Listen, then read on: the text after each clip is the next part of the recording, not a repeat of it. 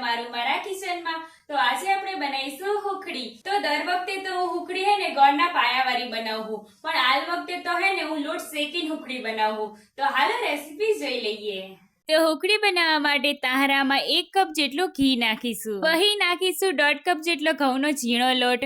અહીંયા હે ને મેં રોટલીનો લોટ લીધો હે અને અડધો કપ જેટલો આપણે ભાખરીનો લોટ નાખીશું। અહીંયા તમારે હે ને નકરો રોટલીનો લોટ લેવો હોય ને તોય ચાલે। તો હવે આ લોટને આપણે ધીમા ગેસ ઉપર સારી રીતે શેકવાનો હે। શરૂઆતમાં લોટ ઘીને હે ને એબ્ઝોર્બ કરી લેશે, પણ જેમ ઈ શેકાતો જશે ને ઈમી હે ને હલકો થતો જશે અને હે ને ઈમાં હે ને ઘી છૂટું થવા લાગશે। અહીંયા મને હે ને થોડું ઘી ઓછું લાગ્યું ને એટલે 1 ચમચી જેટલું બીજું ઘી નાખ્યું હે।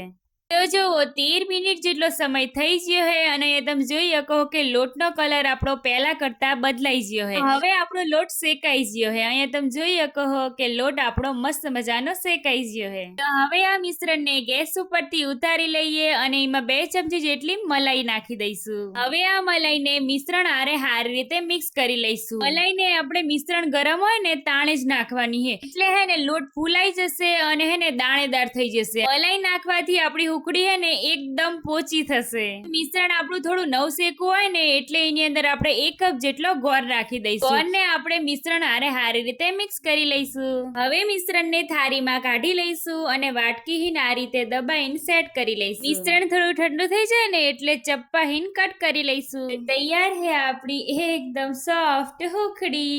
આવજો।